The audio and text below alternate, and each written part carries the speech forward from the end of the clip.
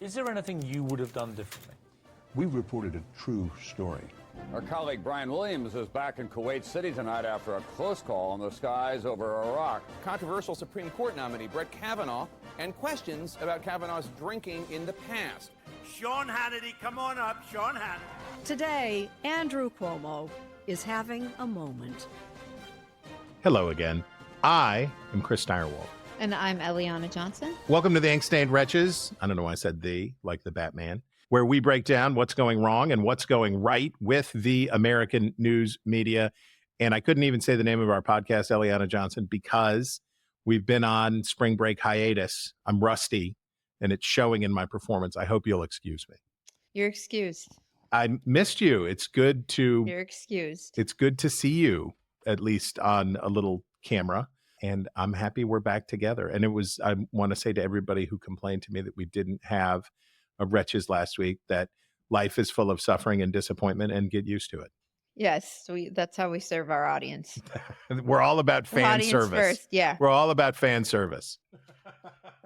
But I had a great spring break with my youngest man-child, and it was really cool. And one of the great things about when you're kids, I'm excited for you to get to experience this. As they get to be older, they are into stuff, and getting to share pursuits and excitements with them is just fantastic. And I'm very lucky to have a couple of sons who and I don't like people, I specifically don't usually care for children. I would like these people even if they were not my children. How could you possibly know that? No, I know the kinds of people I like and dislike, and these are interesting, fun, good people to hang around. Well, I'm glad you guys had such a good time. But for all the people disappointed we didn't have an episode last week, it means we just have a ton to talk about this week.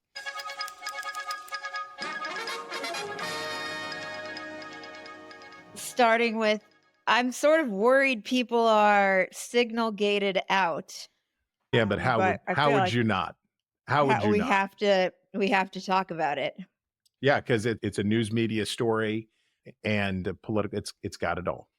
So, if you've been living under a rock, President Trump's cabinet members, the National Security Advisor, Secretary of State, Secretary of Defense, wound up including the editor-in-chief of The Atlantic on a sensitive Signal chat about attacking the Houthis in Yemen. And that happened about 2 weeks ago in the middle of March. And debate has ensued thanks to the administration's response about the appropriate use of Signal, which is an encrypted messaging app, among senior administration officials, and on, who screwed up here. Or who screwed up the most? Who screwed up the most? Chris, what was I'm just going to assume a general familiarity with the topic, because I don't think people would be listening to this podcast without a general familiarity with what's basically happened in the news. But what was your general takeaway from all of this? Well, the winner of the Karen Bass Prize for preposterous responses to a cell phone is the Mike Waltz and the Trump administration. We're going to get to the bottom of how this happened. We're going to find out what went wrong and who's to blame. And the argument that somehow that Mike Waltz had no idea and never encountered Jeffrey Goldberg, didn't have his contact information, didn't know the guy, and that it was his contact was, quote, sucked in to Mike Waltz's phone, and that Mike Waltz then added him, maybe, or somebody added him or whatever, to this group chat, is just a 10 out of 10 O.J. Simpson level, where now we begin our quest for the real killers. It's a very obvious story, right? We'll talk about investigations. There'll be a lot of people will demand investigations, but it's a pretty straightforward story. And that's what makes it hard for the administration. And from a spin perspective, they have been focused on sucking up to right-wing media and taking care of their base and saying, when asked about their mistake, that Jeffrey Goldberg and the Atlantic are garbage and they're the worst. So you knew that they were in a bad place when the first response was ad hominem, right? It was Jeffrey Goldberg. And it points to a lie in the way that Washington operates. People like Mike Waltz cultivate people like Jeffrey Goldberg. People off the record, on Signal chats, cultivate people from hostile media outlets. They want to tell their story. They want to shape the coverage. They try to keep good relationships with these people. I have been on the receiving end of that from this administration and other, not really the current administration, but in previous administrations, I have been on the receiving end of this, as I'm sure you have. People who want to say one thing off the record and say another thing in public. So it's not a far-fetched idea at all that Mike Waltz would have Jeffrey Goldberg's contact information and that he fat-fingered his way into adding the wrong person to the chat.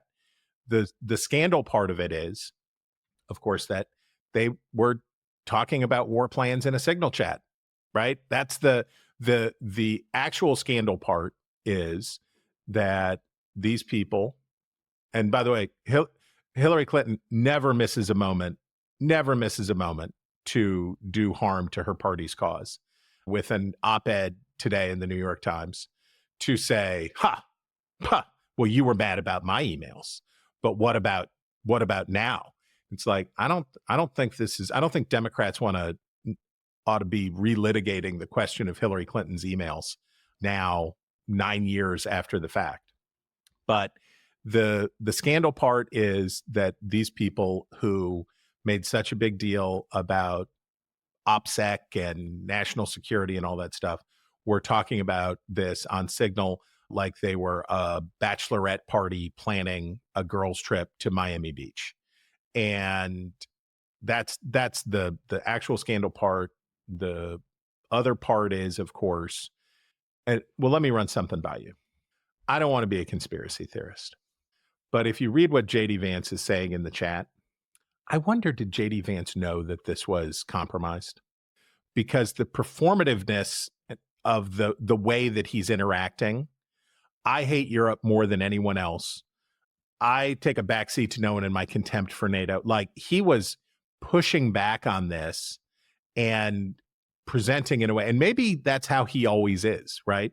Maybe he's never cool. Maybe he's always performing in every private conversation in the administration. But he was acting like somebody who knew that this would be read. Is it too crazy for me to think that J.D. Vance at least suspected that this could be compromised and was posturing in a way to make himself look like the most MAGA and the others look like globalist supplicants? So that's an interesting question. I don't think so, because he did say, I don't think the president understands X. And I simply don't think that's something that he actually would have wanted to have in the public domain. And I was surprised to hear that from him. He said, I don't think the president understands that this move undermines his posture elsewhere. And I don't actually think, like, Trump would be very pleased to hear J.D. Vance say, I don't think President Trump understands what he's doing here. Yeah, that's right. That certainly adds to the idea that he's just impossible in all settings. So my takeaways from this were a little bit different. I actually thought, like, use Signal for this fine. It basically started as, who's the person you're designating to represent you at principals committee meeting. And the person who really stepped in it was the Secretary of Defense, who shared really sensitive information about forthcoming attacks and the type of weapons that were going to be used in those attacks. That seemed to me pretty bad. Now, we wouldn't have even known that the specifics of that type of information or how bad it really was had the White House, and in particular, the Secretary of Defense, not responded in the way that they responded to the initial story, which was to say, we didn't do anything wrong. This journalist is a hack, and so on and so forth. And so, my first takeaway from this was it would have been a lot better, but totally not in keeping with who these people are and the posture of the Trump White House to say, we screwed up and it will not happen again. And beyond that, we're grateful to Jeffrey Goldberg for not disclosing any of these details. Right. Instead, they actually goaded him into disclosing the details in a second day to make clear how bad the breach was. Right. And then they were disputing, these weren't war plans, they were attack plans. And, our friend Andy McCarthy over on National Review, I read an interesting analysis that he did that said it actually doesn't matter whether this was labeled classified or it wasn't labeled classified or it was top secret or it was secret. Yeah, it's only classified unless it has a big rubber stamp on exactly. it. Exactly. Classified. There's a definition of classified information regardless of, what it's stamped as, and endangering the lives of American servicemen or potentially endangering the lives of American servicemen, this certainly falls into that category.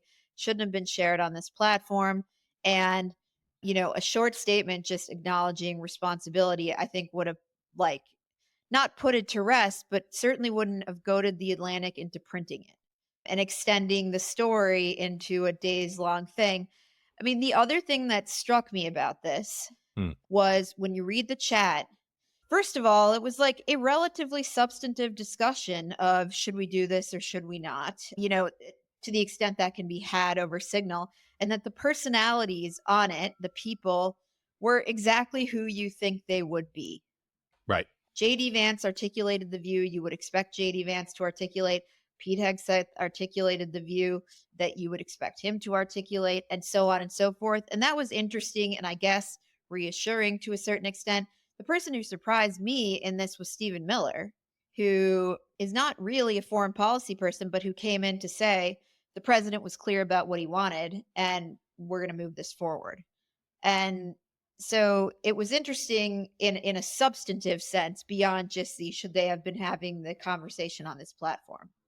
And the other Goldberg, the real Goldberg, Jonah Goldberg, wrote a piece that said, if you are a U.S. ally and you read what was being said in private and the fact that, what a lot of Republicans and what a lot of U.S. allies believe, because it's more comforting to believe, is they say this stuff about NATO. They say this stuff about Europe, but really, and this is points to a problem for more hawkish or interventionist Republicans. The guys who look the worst, the Waltz and Hegseth, who look the worst in this, are the ones who are among those who in the administration, hawkish Republicans in the Senate, have thought, okay, well, they're in there moving the ball, right? They're in there, they're trying to maintain a more traditional Republican foreign policy. That's what they're doing. And then when you read Vance and you read Hegseth, who is sucking up to Vance by saying, I hate Europe more than you do. No one takes a backseat in hating NATO. I take a backseat to no one in hating NATO. And you read this, as Jonah points out, if you read this and you're a Republican in the Senate or your NATO ally country, go, oh, they mean it. They're sincere about this. And I think that helps explain Roger Wicker and other conservatives in the Senate who are starting to push back on Hegseth and starting to push on NATO, the idea of giving up the NATO command and other things. So I think that it pushes that discussion forward. Trump's not going to fire anybody right away because you don't fire the people who Democrats tell you to fire, right? When Joe Biden might have fired Lloyd Austin, Republicans made sure that couldn't happen because they called for his firing. And Trump has learned the Washington game, which is you don't fire the person who your critics say you should fire. You wait. But I would imagine the consequences behind the scenes for the more interventionist, for the more hawkish side on this will be bad, because the Bannon wing of the administration now has something to use against Waltz. And that could just be marginalization of that viewpoint until he eventually gets made U.S. He replaces Elise Stefanik as the nominee to be UN ambassador. And by the way, not that like the Trump folks are really bound by precedent in any way, but Biden's refusal to fire a single person over the Afghanistan debacle, which actually did result in the deaths of 13 servicemen, or to fire Lloyd Austin, who went AWOL without telling anybody, and Pete Buttigieg did the same thing, did set a precedent that Republicans could point to and say, this isn't exactly like the worst thing. Like, it's bad, but it's not the worst thing that's happened in the past 2 years. And Politico Playbook had this hilarious line the day after this happened that's like, in no other administration would something like this happen and somebody not get fired. In no other, in any country. It's like, right. Guys. Yeah. When were you dropped here on Earth?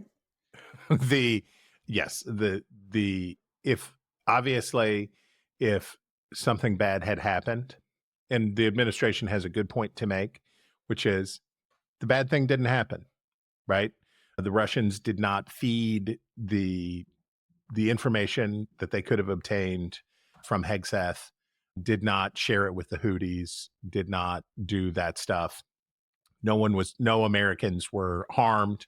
But also, it's why they should have said, look, Jeffrey Goldberg did what he should have done. He did his patriotic duty, but it's also why, they should have said, we're grateful to him for but you can't being ever, a patriot. But this is the Ron DeSantis problem.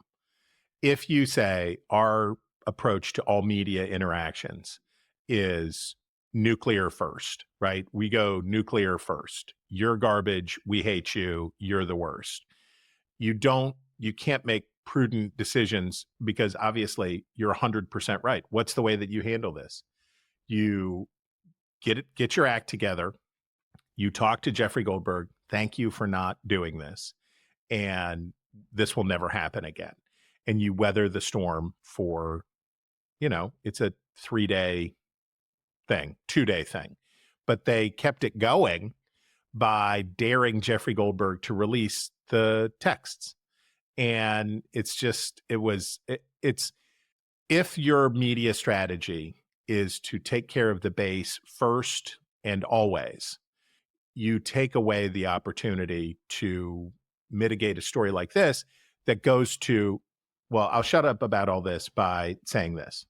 This damaged a narrative that was useful for both the progressive left and the MAGA right, which is the new Trump administration is brilliant, coldly calculating, ruthlessly efficient. These guys they've learned all their lessons from the first time around, and they mean business. That was real good for Democrats, for left Democrats who were raising the alarm. They're coming to eat your liver. And it was also good for the administration itself that people were afraid of them. This says, okay, well, if these are supposed to be the smartest people in your administration, if Susie Wiles is in the chat, if Marco Rubio is in the chat, if your best and brightest are conducting business this way, and that, as you say, when Pete Hegseth starts dumping in war plans, attack plans, whatever you want to call them, sensitive information, starts dumping it in, that Susie Wiles or Marco Rubio or somebody didn't say, get out of this chat, shut this chat down, do not do this. So that undercuts the ruthlessly efficient and brilliant new MAGA 2.0 narrative that was out there. All right, Chris. Well, J.D. Vance had a response to one of the pieces of reporting that was downstream of his substantive contribution to this chat. So our friend Josh Kraushar is the editor-in-chief of Jewish Insider, and they did a piece yesterday about Republican senators' criticisms of the views he aired in the chat, though many of them spoke anonymously. And JD Vance was not happy about that. So here's what JD Vance said.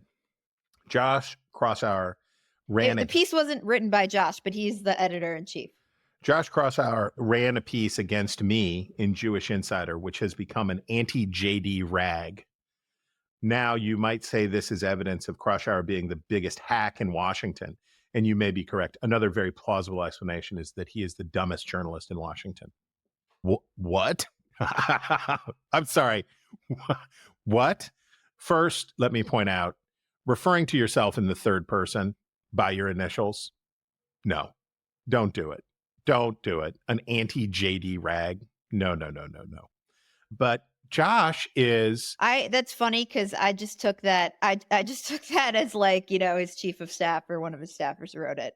It didn't even occur to me. Well, don't publish it. If somebody else refers to you, if somebody else is writing a piece for you, writing something for you to refer to yourself in the third person, do not do it. And it certainly speaks to Vance, who is, as we record this, I believe, going to Greenland to antagonize Greenlanders. Josh Crosshour is among the best liked, most regarded, most thoughtful, and fair political analysts I have ever had the pleasure of working with. He is good. Josh is good to work with. He is even-handed. He is fair-minded. And Josh is what you want, right? If you want an aspirationally fair press, you want guys like Josh, who's not afraid to call balls and strikes on both teams and is good at his work. And this really took me by surprise. And what it told me was... this did not take me by surprise. So I'm curious to hear what you're going to say. Well, why would you elevate this piece? Why would you possibly elevate? Jewish Insider all media is niche media, but Jewish Insider is definitely niche media. It's in the name. Why would you possibly elevate this piece and bring it to greater attention? And the only answer that I can have is it must be onto something, right? It must be onto something if the effort to discredit Josh, who is a very creditable human, if that effort and to attack this piece, it elevates the piece, it must be because they are concerned that the true things that are said in it are too damaging. So the piece, the headline is Vance's reluctance to support Houthi strikes concerns some leading GOP senators. That's almost certainly true. However, most of the senators did speak on background in this piece. They did not put their names to their criticisms. Mm-hmm. And that's what JD is critical of. Now, if there was a breakdown of Republican senators, I suspect most of them would not agree with JD's views. That said, over the past 5 years or 10 years, far more of them would now agree with JD's views than did 5 or 10 years ago. And my suspicion is that, and by the way, the proof in the pudding of that is that he's ascended from being the senator from Ohio to the vice president of the United States. And I suspect that he is picking this fight because he feels confident in the rising popularity of his view within the party and would like to continue to see that happen. And this is very much, I think, a live debate that he is keen to have. Donald Trump Jr. commented for the Jewish Insider piece. And oh yeah, that was amazing. But let me just say, and a proof point of this is that the number 3 Pentagon nominee, who shares many of JD's views, hawkish on China, not so hawkish on most other things, Elbridge Colby, I suspect most Republican senators don't agree with his views, but nonetheless, he is, I think, likely to be confirmed. Well, it probably. So these guys are, betwixt and between right now. So I was not super surprised to see this, and it is in keeping with their response to Jeffrey Goldberg. Here's what Donald Trump Jr. had to say about these folks, who would include Roger Wicker, who has now publicly broken with the administration on proposed plans to give up the U.S. command of NATO and on other funding issues would include Susan Collins, who has now written a letter with Patty Murray accusing the administration of violating the law by refusing to spend funds that had been appropriated by Congress, would include other hawkish Republicans. And Donald Trump Jr. called them, well, he used a word for female genitalia to describe them and called them cowardly neocons. The fact that they are too cowardly to do that, speak on the record, is exactly why I'm so happy these rhinos are a dying breed in our party, whether they realize it or not. And I thought, well, Roger Wicker's not up till 2028. Susan Collins is 30 points underwater in her reelection bid for next year. What is the thinking about antagonizing these people? Why would you antagonize these people? So from a rational standpoint, antagonizing people whose votes you need does not make sense unless you believe that you can cow them into submission. And they are successfully doing that. They have, but at a certain point, somebody breaks, right? Somebody breaks at some point. The decision to yank Elise Stefanik's nomination because of concerns about where the electorate is. There was a special election in Pennsylvania for a state Senate seat that Democrats flipped for the first time since, the earth cooled. Concerns about replacing Waltz in Florida. The Republican should win by double digits, but the fact that he's not going to win by 30 has people anxious, which means that Stefanik's district could be a loss. So they yank Stefanik's nomination to go to the UN. Speaks to the anxiety that's growing among Republicans. And it's growing at exactly the moment that they're going to try to push through the reconciliation package that is going to be, is necessarily going to cause dispute because you cannot square the circle. There are people whose states and constituencies need and want different things from each other, and they're going to have to fight it out. So there's going to be rupture. And that's the nature of how this stuff goes. And also on Tuesday, keep your eye on the Wisconsin Supreme Court election. Elon Musk has made a huge bet on the Wisconsin Supreme Court election. If the Democrat in that race, I'm sorry, we have to call it nonpartisan laws, but if the Democratic-backed candidate in that race prevails, after Elon Musk went all in, $100 bounties paid to people who register to vote, big spending. After that, if the Democrat wins there, you watch, right? The Republican dissenters will get noisier. Every day that takes us closer to the midterms gets us closer to every man and woman for themselves. And I don't know. Maybe I'm too old fashioned on this. Why antagonize Roger Wicker? Why say that he is a piece of female genitalia? Why do it? I don't understand why it's good. And I think the answer is the same as it is on the Signal chat stuff. If all you know how to do is play to your base, then you lose the fingertips that you need for more dynamic situations. All right. Chris, you flagged Karoline Leavitt, the White House press secretary, taking a shot at Andy McCarthy of National Review and Fox News over the Mahmoud Khalil deportation. Oh, no, sorry. This is over the Venezuelan migrants deportation case. Right. And she did say it in response to a question. So somebody asked her, Andy McCarthy said in an interview with Hugh Hewitt that he certainly agrees with what the president is trying to do with the Alien Enemies Act, but he's not sure the law is completely on his side. That question was from Jackie Heinrich of Fox News. McCarthy cites some previous Supreme Court rulings dealing with enemy combatants in wartime. And of which she has a lot of experience and knowledge.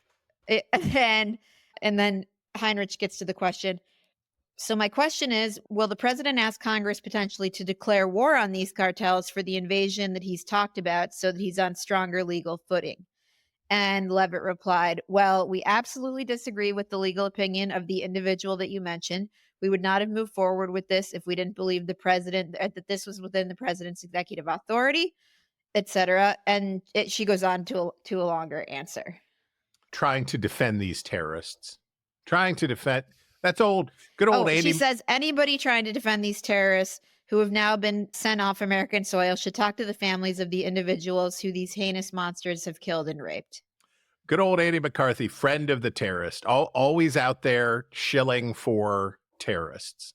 This is of a piece with the Josh Crosshour thing.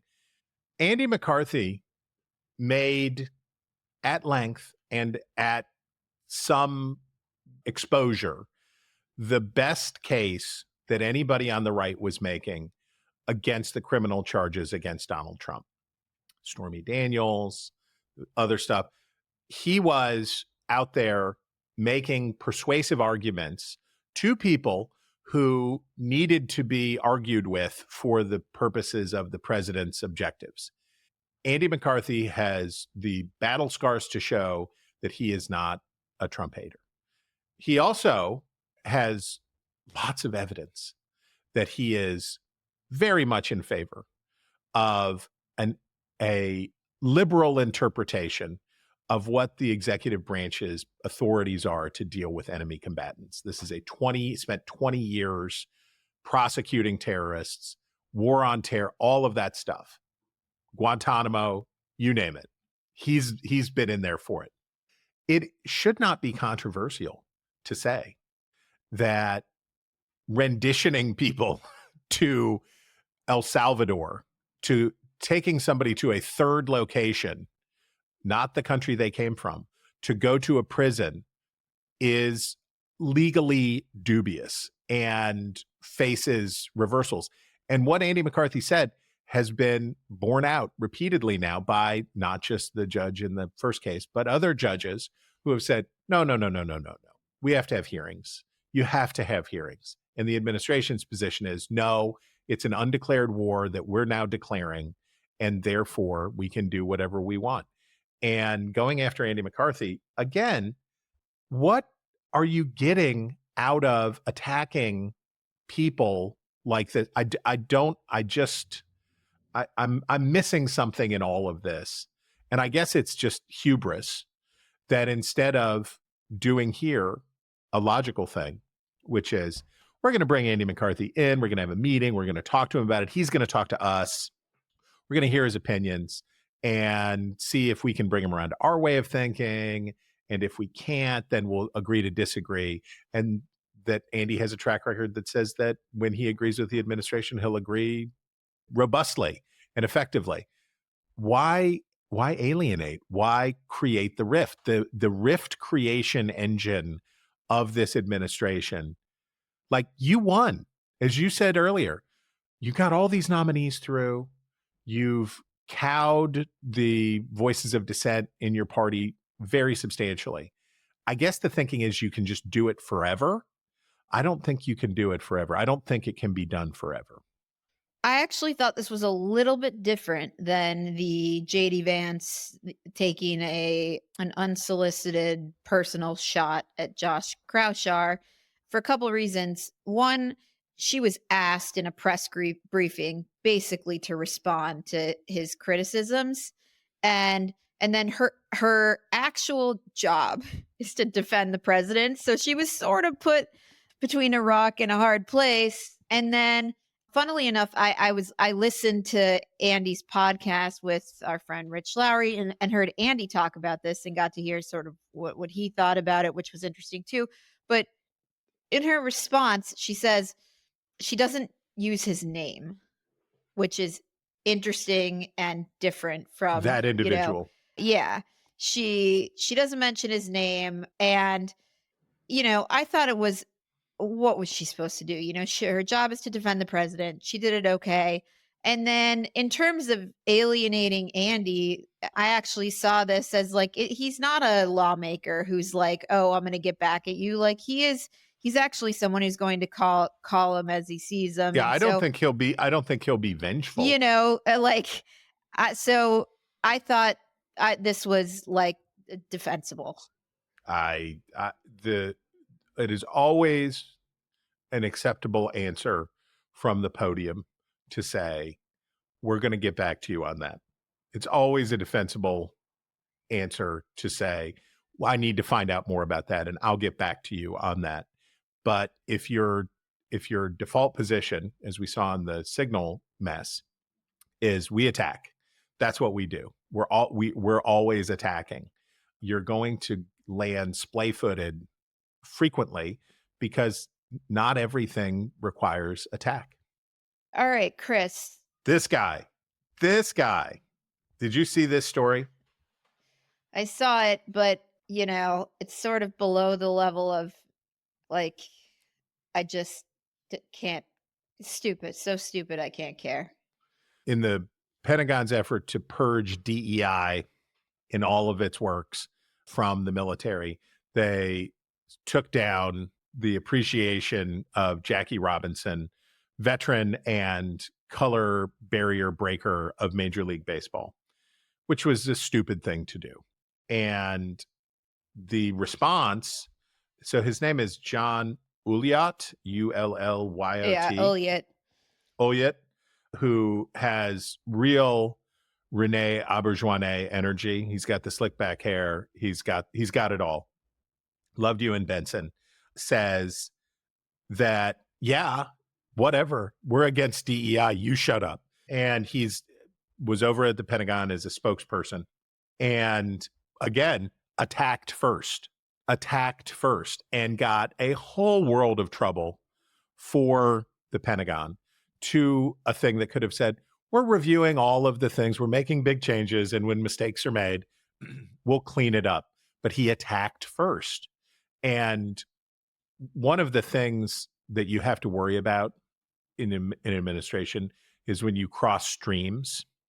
If you deport a gay hairdresser or makeup artist without a hearing, you antagonize the gay activist community.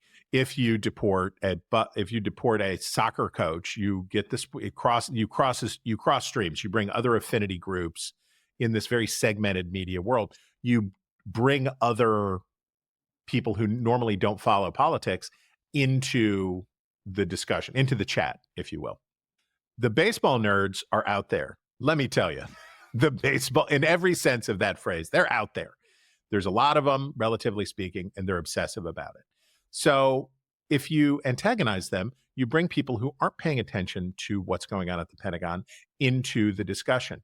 And then this guy couldn't handle it correctly. And I just thought, here is yet another example of attack first. And of course, so now they've unplugged him, and he has some very boutique views, some very niche views.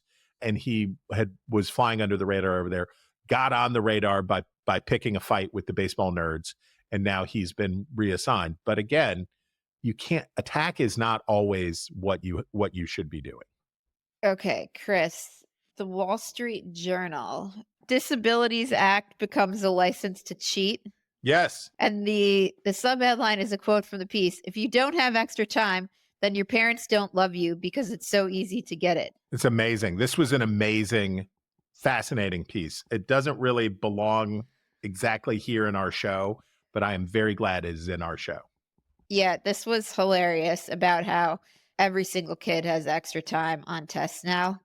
And it's pretty amazing.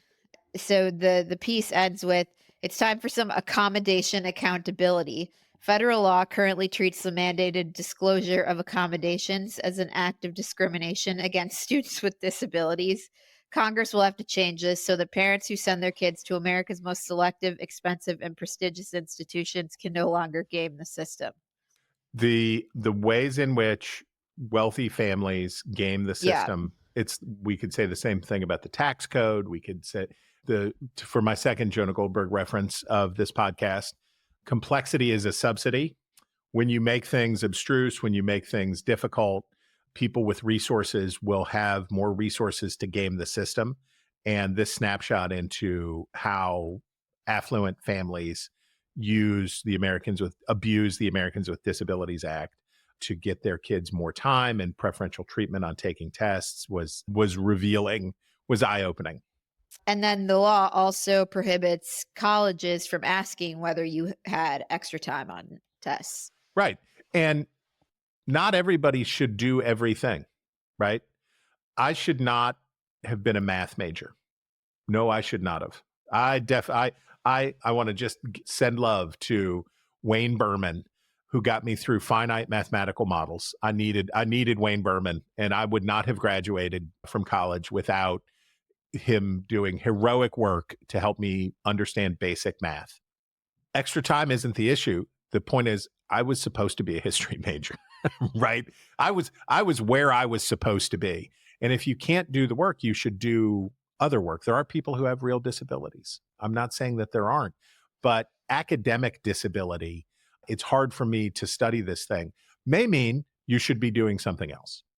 All right. We have a vibe shift segment that includes NPR CEO Catherine Maher and Gavin Newsom, the California governor.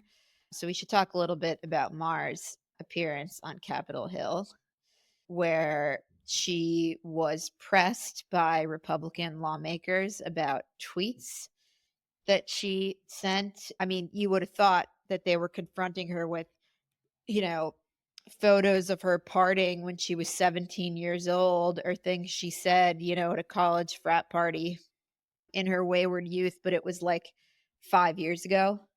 Yeah. And she was young. And it was awkward. So let's play the clip of that. Do you believe that America is addicted to white supremacy? I believe that I tweeted that, and as I've said earlier, I believe much of my thinking has evolved over the last half decade. It has evolved. Why did you tweet that? I don't recall the exact context, sir, so I wouldn't be able to say. Okay. Do you believe that America believes in black plunder and white democracy?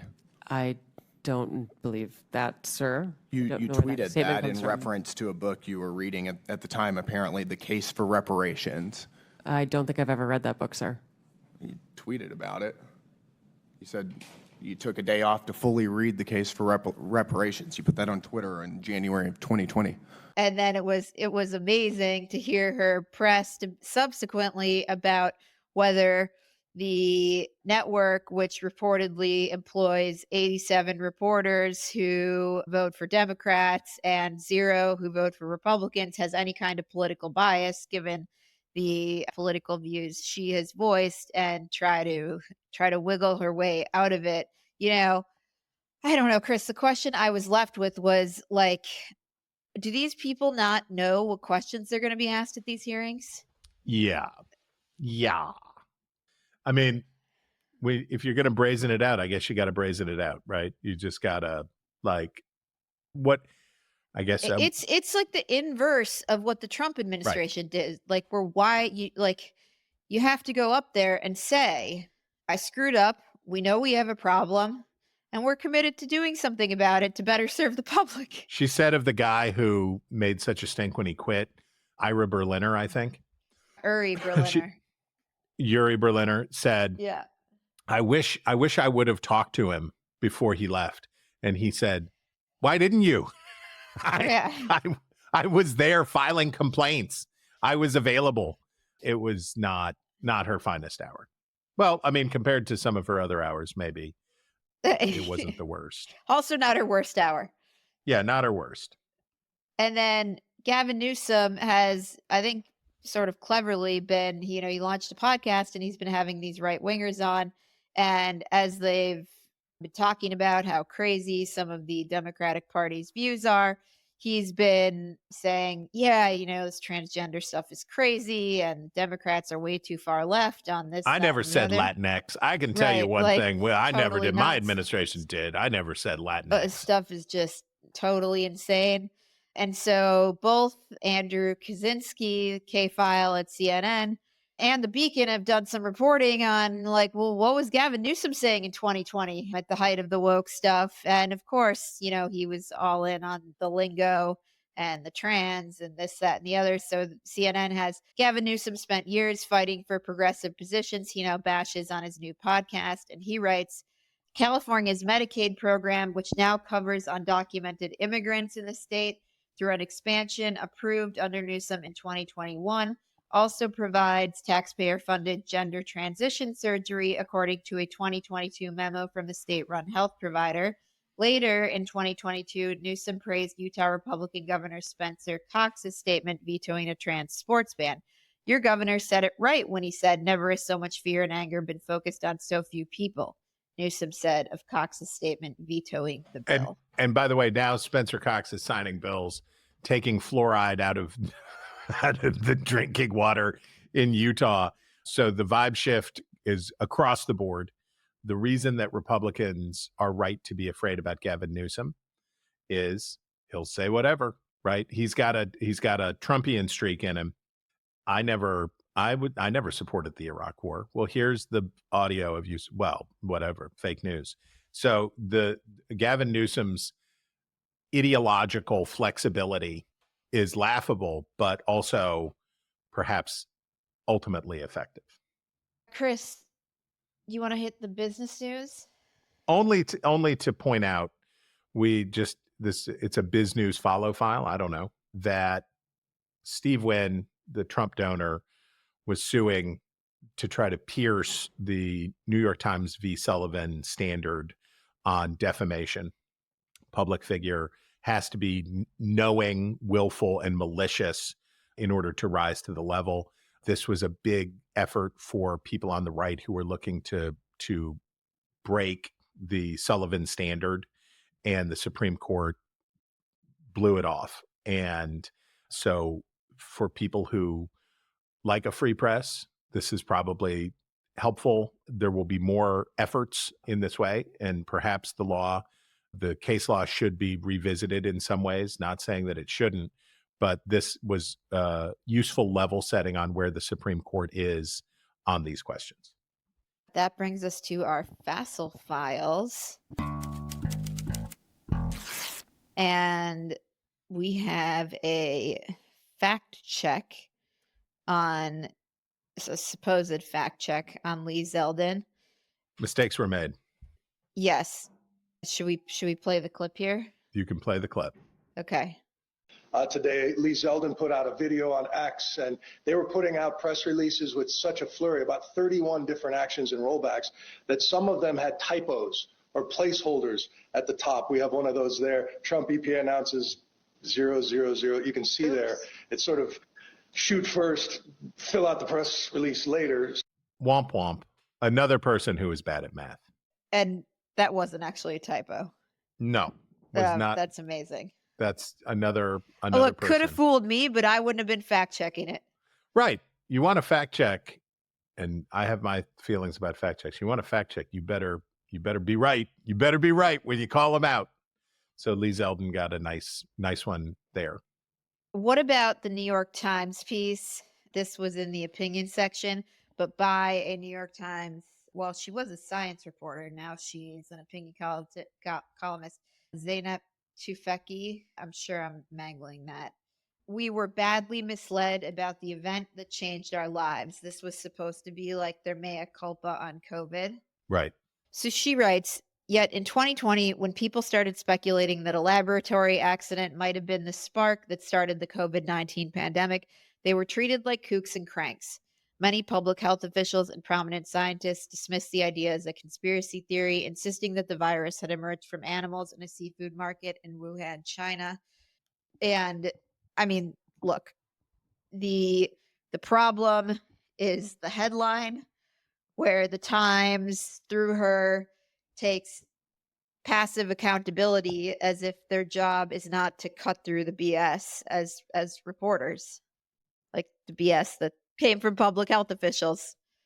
2 weeks ago, we talked about the Boston Globe piece of a similar vein, and there's this ongoing reckoning that's taking place in the mainstream press about what they got wrong on COVID. I applaud the effort.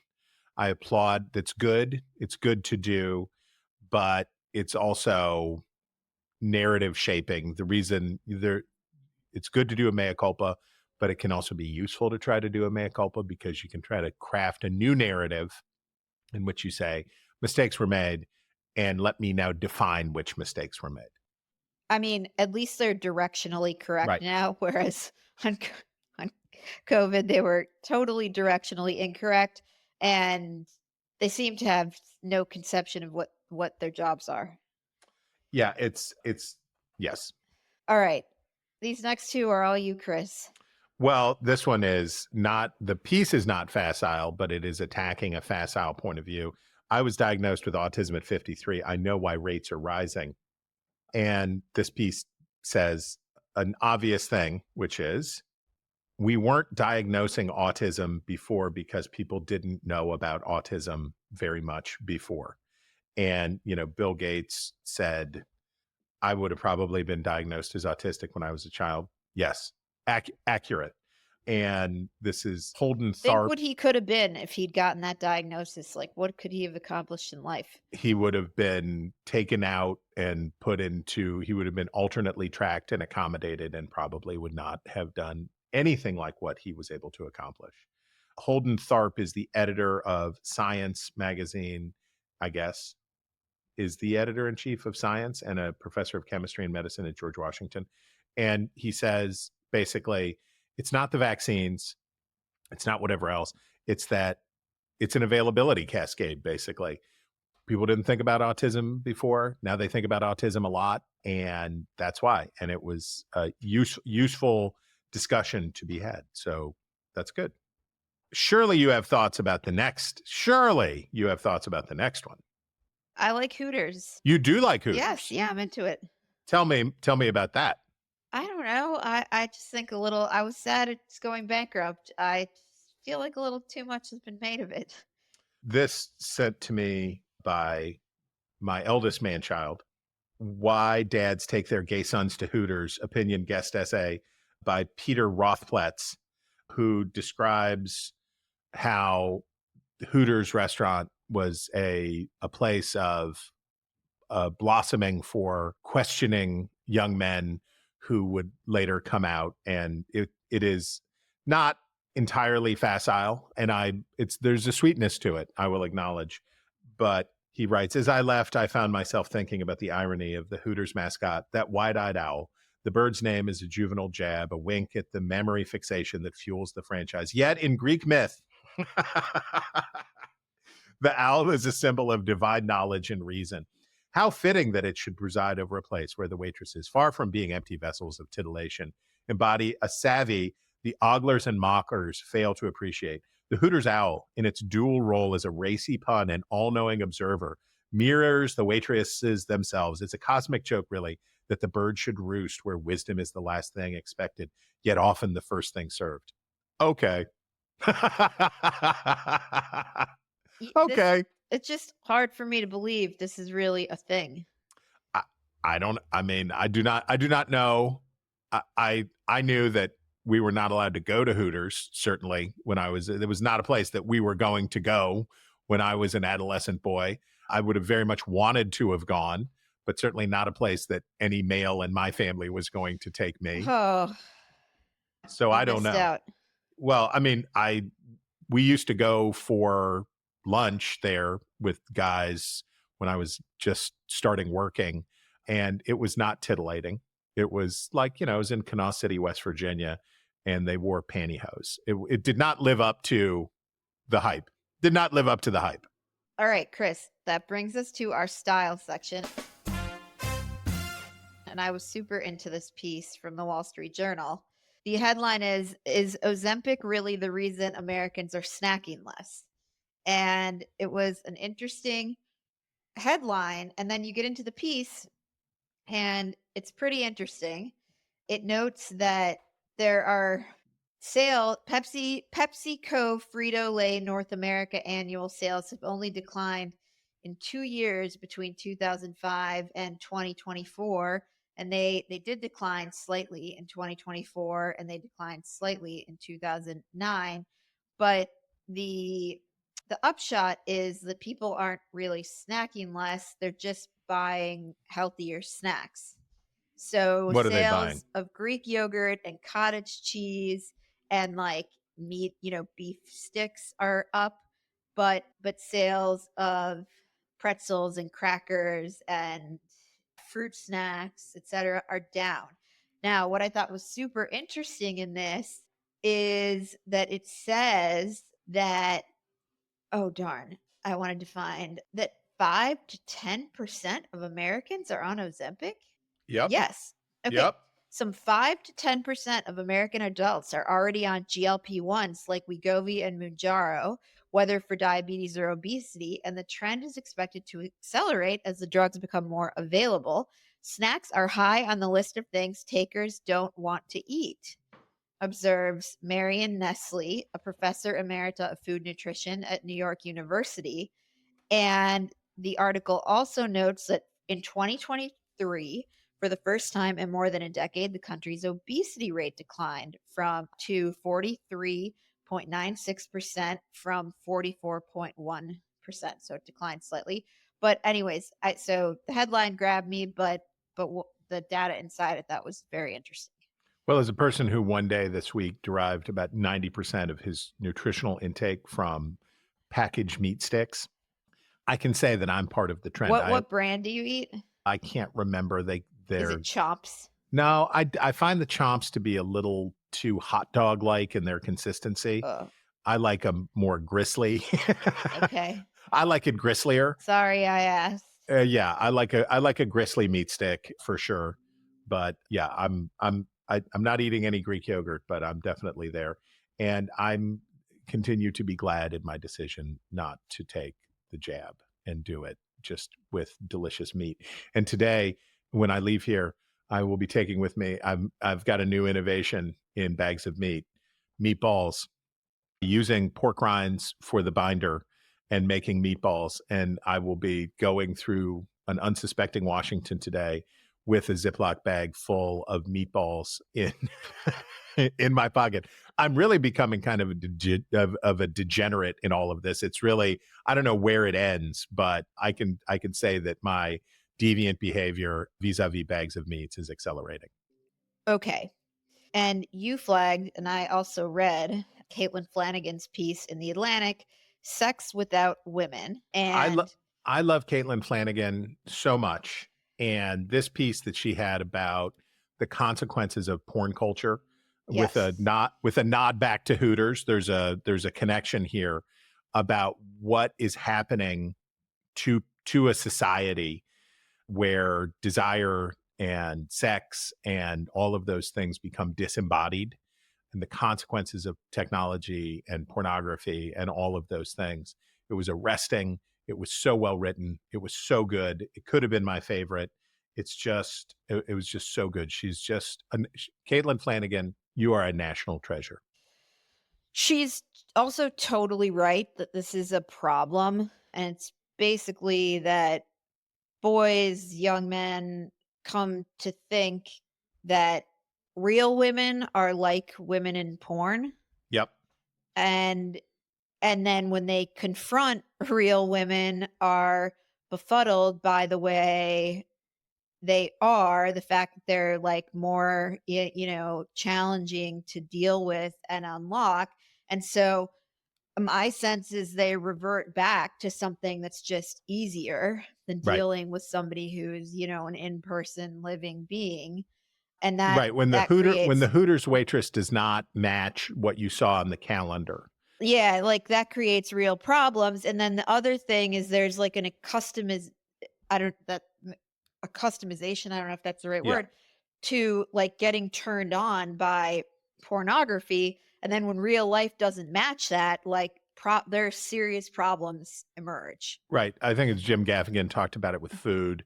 If you've been eating Cool Ranch Doritos and somebody says, here, try an apple. You're right, like, exactly. This isn't flavor blasted at all.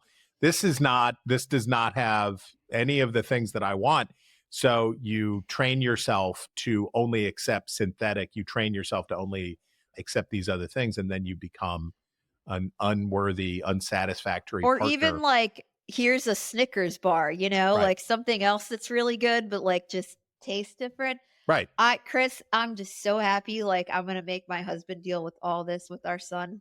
It's gonna be great. It's gonna be great. Like, you handle this. The one that I use and have used is that sex drive and sex desire is like fusion, which is to say, in the right context, it provides energy, life-giving energy, and can power a nation. Out of the right context, it is destructive and a killer. And you got to context counts for this healthy, natural, normal human desire. Context counts. It is good that this Caitlin Flanagan piece could have been my favorite because I have to go because we had so much in the show that I have to go. So do you mind, Eliana Johnson? I will taking it from here. Line. You will speak for me, but it was very good to be back with you. And I'm excited to see you again next week. And I will take this home. I love it. All right. Bye-bye. Bye. Well, that brings us to our obsessions of the week, where I'm gonna cover Chris's too, and I'll just give my spin on it. But my obsession of the week was what I thought was the second biggest story of the week. It may be the product of being in my own little bubble here, but that was the continuing news on Columbia University's response to the Trump administration's revocation of $430 million in federal grant money. And the storyline that emerged this week, well, starting last Friday, so a week ago, we're recording on Friday this week, Columbia announced a series of changes or reforms in response to demands from the Trump administration that it said were a precondition for entering into talks with the Trump administration that would put it on the road to restoring this $430 million. So they announced, we're changing our policy about masked protests. Students are now going to have to, if they're wearing a mask, they're going to have to identify themselves if they're asked, and masks are not allowed for the purpose of concealing a student's identity in the course of, breaking school rules and regulations. So you can't wear a mask and then go break into a building so that we can't figure out who you are. They announced changes to their disciplinary process and so on and so forth. And then faculty were up in arms that it appeared, and probably in fact it was the case, that Columbia made some of these changes in response to the Trump administration, which is totally unacceptable to most of the humanities faculty on that campus. And so the president of Columbia University, Katrina Armstrong, held meetings with the faculty to try and explain herself. And a transcript was generated of that meeting, and I'll get to why. It's kind of funny. And so details of what she said to faculty members began to leak out, starting with a story in the Wall Street Journal. The headline was, Columbia's president faces angry faculty in closed-door meetings. And they included a couple of quotes from this meeting that was held Saturday morning, right after Columbia announced these changes. And the Journal report quotes Armstrong saying, the ability of the federal administration to leverage other forms of federal funding in an immediate fashion is really potentially devastating to our students in particular. I think it is a really critical risk for us to understand. So she's trying to convey to them, like, I don't really have a choice here. But he also suggests that she downplayed the extent or the import of the changes that were made, which is something that is sure to anger the Trump administration.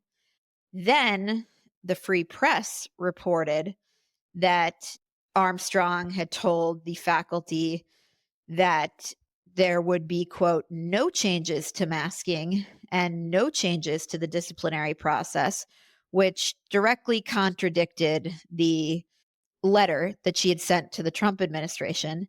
And finally, we at the Free Beacon got our hands on this transcript, and I spent a lot of time reading it very carefully.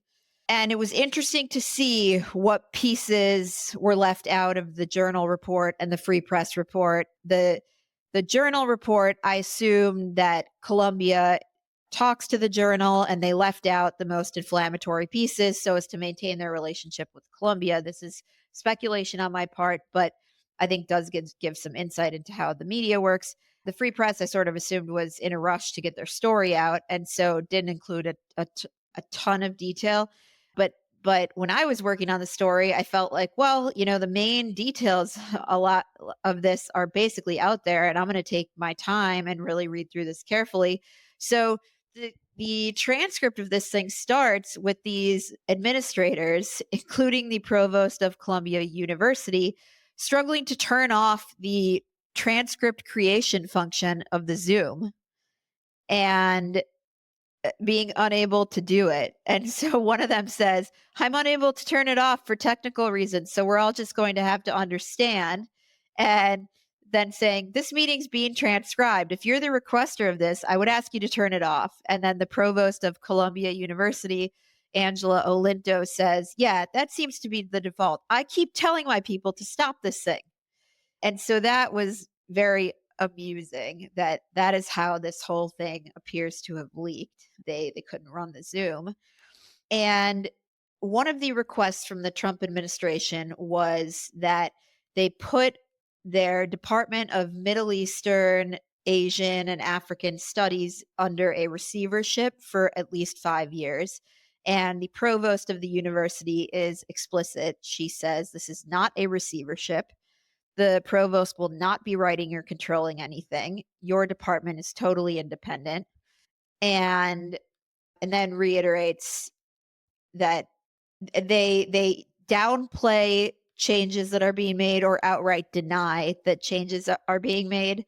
And the president of Columbia, Katrina Armstrong, says the following: we have an unbearable situation, just truly unbearable and unwinnable situation, where the work that we are moving forward and that we are doing is now seen as in response to an authoritarian regime, because the lawyers must write a letter in response to an investigation, and that's the Columbia lawyers in response to various investigations from the federal government. I just want you all to know that this is obviously heartbreaking, and I understand that deeply.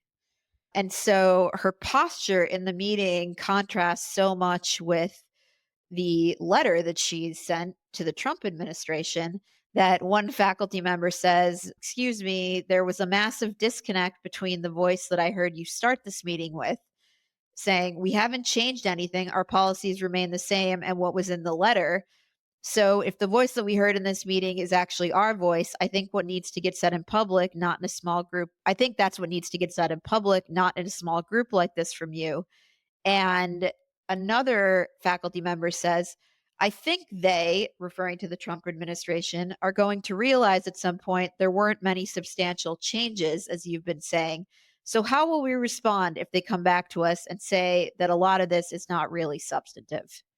So the Columbia versus Trump story now seems to have advanced to, is Columbia serious about making changes because the president of the university is speaking out of both sides of her mouth? And what's next? And how will the Trump administration respond to that? Will they respond with more cuts, or will they simply continue to withhold the money? So we will be watching that and keep you updated. Now, Chris's obsession was news that the White House is considering participating in an alternate White House Correspondents' Dinner. And this news came out in Politico. The White House and allied conservatives groups are actively exploring ways to counter-program the White House Correspondents' Dinner, including the possibility of hosting a parallel dinner or separate gathering on the same day. The idea of a parallel dinner attended by White House staff and allies has been floated but not finalized, one of the officials said.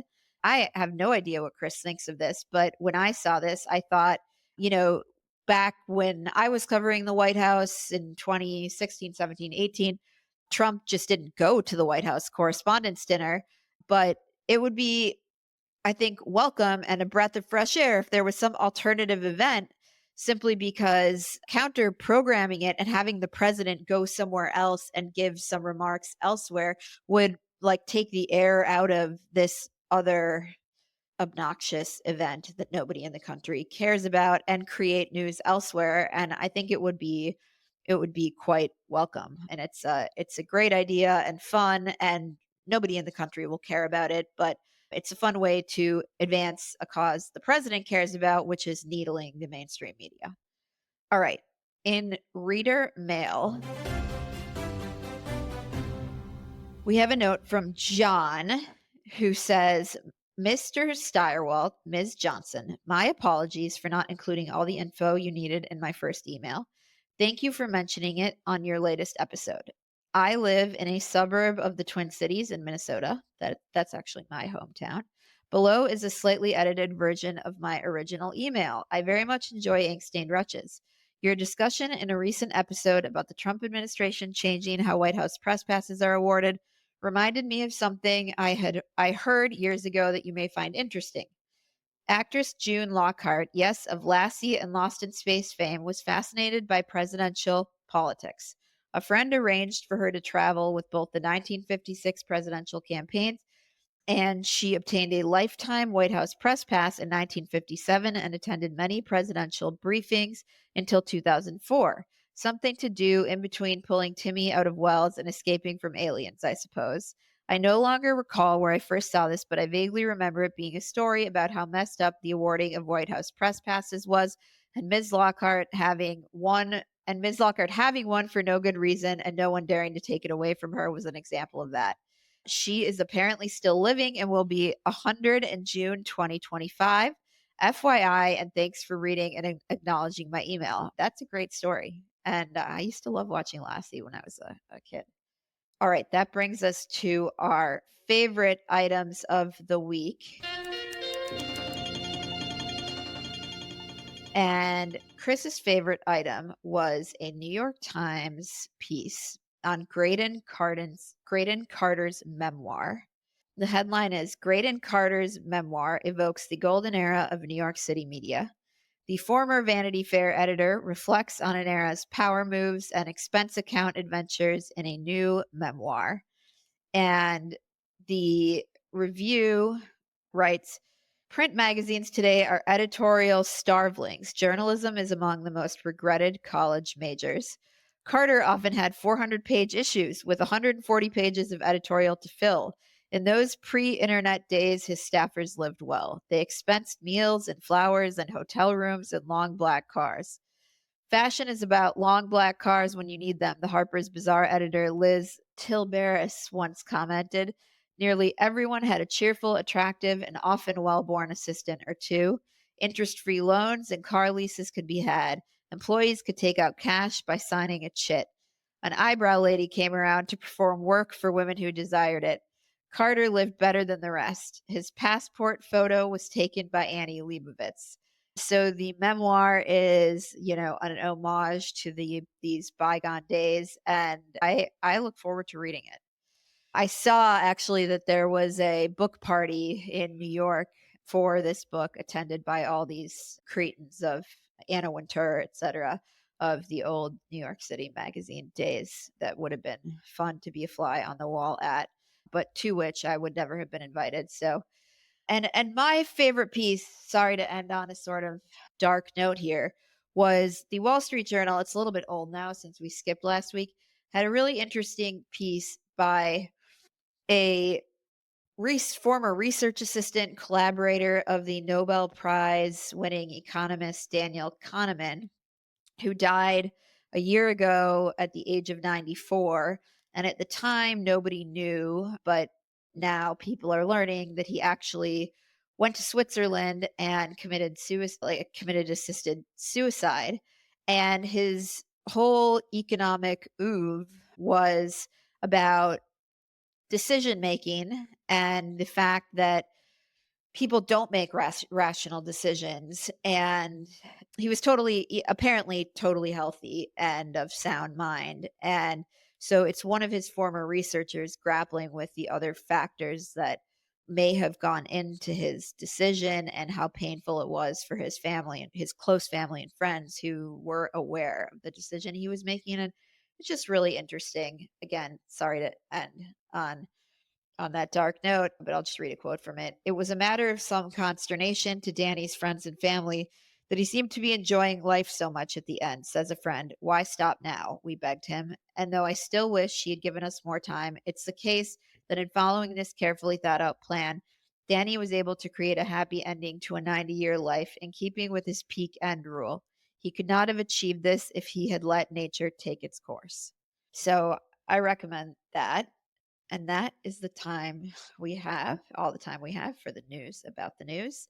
If you have a story you want us to talk about, email us at wretches@nebulouspodcasts.com and sign up for our newsletter at nebulouspodcasts.com. This has been Ink-Stained Wretches from Nebulous Media, produced by Colin Chicola. Find us on iTunes or wherever you get your podcasts. Just search for Wretches.